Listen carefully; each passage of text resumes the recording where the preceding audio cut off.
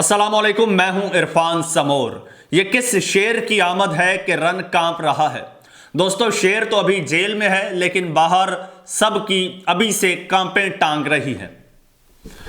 आज जो मैं खबर देने जा रहा हूं वो पीएमएलएन के लिए कुछ अच्छी नहीं है। पीएमएलएन की मजीद 2 विकेटें उड़ गई हैं, वो भी एन इलेक्शन से पहले टिकट देते वक्त। अक्सर मुझे दोस्त कहते हैं कि आप पीएमएलएन के अगेंस्ट क्यों खबरें देते हैं। हुजूर, जब खबरें होती ही अगेंस्ट हैं तो मैं कैसे उनको नून लीग की फेवर में मोल्ड करूं। जैसे खबर होगी वैसे ही दूंगा, और ये खबरें बड़ी इंपॉर्टेंट हैं। साथ में आपको यह भी बताऊंगा कि एक फक्की बेचने वाले सहाफ़ी ने इमरान खान साहब के खिलाफ एक झूठी खबर दी थी, आज उसका पोस्टमार्टम होने जा रहा है।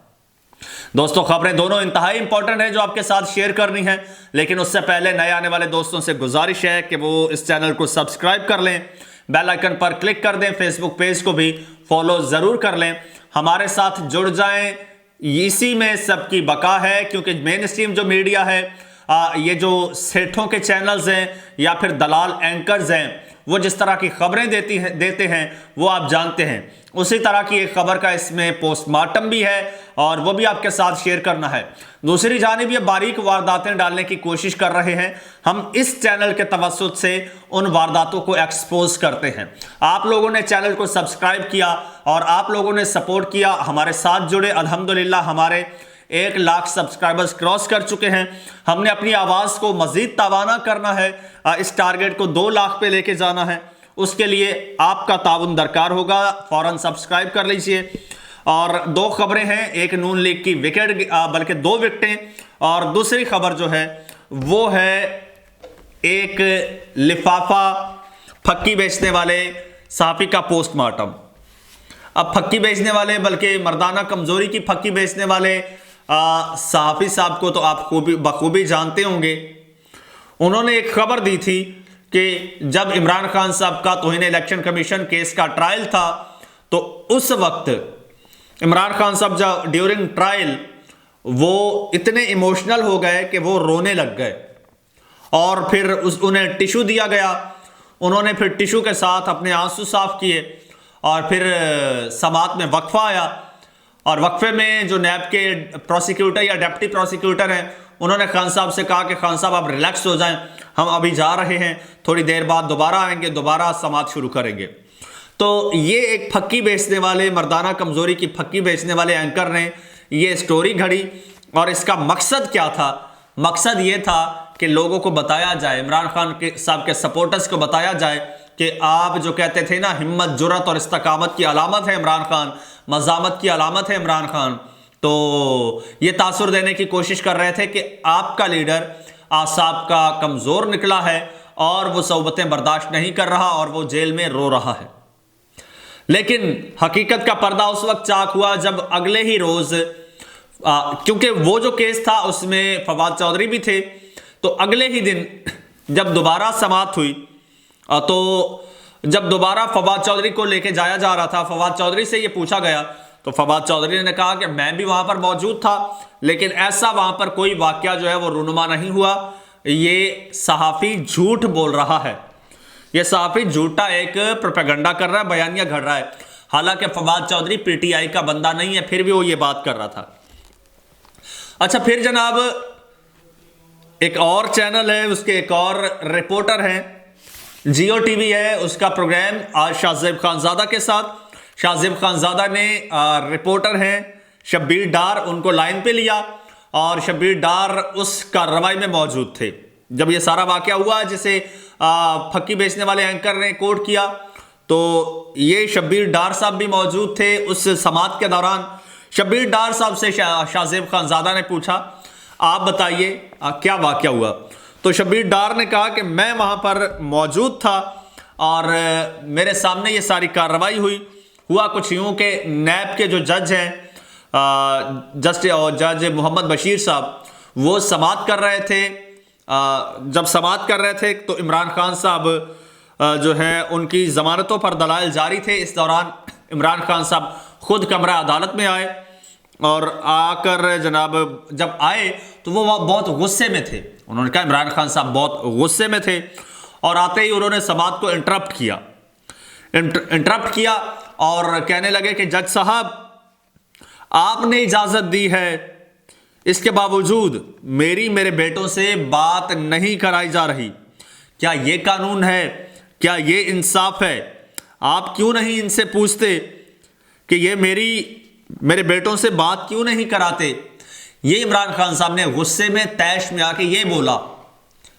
अच्छा देखें, इमरान खान साहब जब से जेल में हैं, उन्होंने कभी नहीं कहा कि जनाब मुझे बिस्तर सही नहीं मिला, मुझे खाना सही नहीं मिला, मुझे ये चीज़ नहीं मिली, मुझे रिहा किया जाए, मुझे चींटियाँ काटती हैं, मैं फ्राई पैन के साथ कपड़े इस्त्री करता हूँ, या मुझे इस्त्री किए कपड़े नहीं मिलते, या मुझे जेल से बाहर निकालो। उन्होंने एक ही डिमांड की है कि मेरे बेटों से मेरी बात कराओ। पहले दिन से कह रहे हैं। पहले तो वो साइफर केस में थे, तो तब अदालतों ने कहा, सब ने कहा, इवन जो जेल सुपरिटेंडेंट है उन्होंने कहा भाई ये एक सीक्रेट केस में है और ट्रायल चल रहा है तो हम बाहर नहीं बात करवा सकते। अब तो वो भी उड़ गया। अब इस वक्त वो नैब के केसेस हैं, तो नैब के जज से जब इमरान खान साहब ने ये बात की तो मेरे बेटों से बात क्यों नहीं करवाते, तो उन्होंने नैब के जो जज हैं मोहम्मद बशीर, उन्होंने डिप्टी सुपरिटेंडेंट अडयाला जेल से कहा कि आपने बात क्यों नहीं करवाई, रिपोर्ट पेश करें। ठीक। अच्छा, वो शब्बीर डार जो रिपोर्टर हैं वो ये फरमाते हैं कि खान साहब इसके बाद जाकर बैठ गए और बुशरा बीबी भी वहाँ पर खड़ी थी, वो वहाँ पर खड़ी थी बुशरा बीबी, और बुशरा बीबी जो हैं वो गालबन थोड़ी सी घबराई, थोड़ी परेशान लग रही थी, और खान साहब उनको दिलासा दे रहे थे, तसल्लियाँ दे रहे थे। उनके सर पर खान साहब ने हाथ भी रखा, ठीक, बुशरा बेगम के, और उसके बाद फिर दोनों जो हैं वो दोनों कुर्सियों पर बैठ गए। ठीक। और उन्होंने कहा कि वो इसी तरह से दिखाई दे रहे थे जैसे वो हमेशा से कॉन्फिडेंट दिखाई देते हैं। ये जियो टेलीविज़न का रिपोर्टर जो है वो ये रिपोर्ट कर रहा है, जिसे पीटीआई के दोस्त समझते हैं कि जियो टीवी जो है वो एंटी इमरान है, तो उसका रिपोर्टर ये कहानी सुना रहा है। उस रिपोर्टर ने कहा कि ये जो फक्की बेचने वाले एंकर ने कहानी सुनाई है ये मुकम्मल तौर पर झूठी है, इसमें ज़रा बराबर भी कोई सदाकत नहीं है। मैं वहाँ पर मौजूद था, ये सारी कार्रवाई वहाँ पर हुई। उन्होंने ये कहा कि इससे एक दिन पहले भी इमरान खान साहब आए साफियों के सामने, उन्होंने बातचीत की और उन्होंने कहा कि ये जो मेरे ऊपर केसेस वगैरह बनाए जा रहे हैं ये सिर्फ मुझे फंसाने की कोशिश की जा रही है और ये मुझे इलेक्शन से बाहर रखना चाहते हैं। अच्छा दोस्तों, अब आ जाते हैं नून लीग की जानिब। फिर आप कहेंगे कि यार अगेंस्ट, अब खबर में अगेंस्ट नहीं दे रहा, जो हकीकत है वो मैं आपको बता रहा हूं। वो खबर ये है कि दानियाल अजीज साहब है, उनके कुछ रिजर्वेशंस थे, कुछ इख्तलाफात चल रहे थे पीएमएलएन के साथ, और अब उन्होंने पीएमएलएन छोड़ दी है। अब यहां से पीएमएलएन की मकबूलियत का अंदाजा लगाइए। एक पार्टी जो कि इस वक्त वजारत उज़्मा की उम्मीदवार है, जो कि हुकूमत बनाने की उम्मीदवार है, और ये तासुर दिया जा रहा है कि वो हुकूमत बना रही है, मियां नवाज शरीफ साहब हुकूमत बनाने आ रहे हैं। जब इतनी कंफर्म्ड विक्ट्री हो, इतनी यकीन दहानी हो, तो क्या ऐसी पार्टी को कोई छोड़ता है? ये तो एक वाकई, जैसे वो एक साफी साहब ने कहा था कि हॉट केक है, तो फिर तो टिकट हॉट केक होना चाहिए।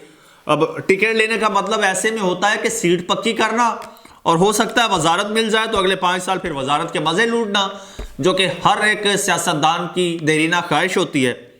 लेकिन ऐसे में एक पार्टी, इतनी बड़ी पार्टी का एक जो मेंबर है वो बोले कि मैं पार्टी का टिकट नहीं लेता और मैं आज़ाद हैसियत में इलेक्शन लड़ता हूं, तो इसका मतलब है कि कुछ तो है कि जिसकी पर्दादारी है। सरे आईना मेरा अक्स है, पसे आईना कोई और है। तो सरे आईना तो दिखाया जा रहा है कि नून लीग का वजीर आजम आ रहा है, पसे आईना यह है कि लोग छोड़ के जा रहे हैं। और तलाल चौधरी साहब ने कहा है कि ना मैं नून लीग के प्लेटफॉर्म से इलेक्शन लड़ूंगा, ना मेरी बेगम लड़ेगी, मैं भी आज़ाद हैसियत में इलेक्शन लड़ूंगा, मेरी बेगम भी आज़ाद हैसियत में इलेक्शन लड़ेगी। और उन्होंने कहा कि हम दोनों पीएमएलएन का टिकट नहीं लेंगे। दूसरी जानिब ये खबरें भी आ रही हैं कि तलाल चौधरी साहब जो हैं, तलाल चौधरी को भी पीएमएलएन का टिकट नहीं मिला। उस बारे में अभी मेरे पास कंफर्म खबर नहीं है, ये खबर तो कंफर्म है कि टिकट नहीं मिला। अब टिकट दिया नहीं गया या उन्होंने टिकट लिया नहीं है, इसमें हकीकत क्या है, मसलियत क्या है, इसे मजीद मैं डिग आउट करूंगा। और इस पर रिसर्च करूंगा, फिर हकीकत में आपके सामने शेयर करूंगा। और मेरी कोशिश यही होती है कि कोई ऐसी लूज खबर ना हो कि जिस पर बाद में मुझे आपके सामने शर्मिंदा होना पड़े या वो खबर मुझे जो है वो वापस लेनी पड़े। तो इसलिए मेरी कोशिश होती है कि मैं मुकम्मल तहकीक के बाद पहले खुद उसको काउंटर चेक करूं, वेरीफाई करूं, खुद कंफर्म जब हो जाऊं तो फिर आपके साथ मैं शेयर करूं, ताकि उस खबर की क्रेडिबिलिटी भी हो और आपको एक ऑथेंटिक, एक सही इंफॉर्मेशन भी मिल सके। क्योंकि यहां पर हर कोई व्यूज के लिए बैठा है और दे मार सवा चार बस खबरें देता जा रहा है। आप ट्विटर उठा के देख लें, आप फेसबुक उठा के देख लें, आप टिकटॉक उठा के देख लें, आपको फेक खबरों की भरमार मिलेगी। इसलिए कोशिश होती है कि ऑथेंटिक खबर दी जाए। इसीलिए मैं आपको कहता हूं कि इस चैनल के साथ जुड़ जाएं, इसे सब्सक्राइब कर लें, बेल आइकन पर क्लिक कर दें और अपनी कीमती राय का इजहार कमेंट सेक्शन में कीजिए। साथ ही मुझे इजाजत दीजिए। अल्लाह हाफिज।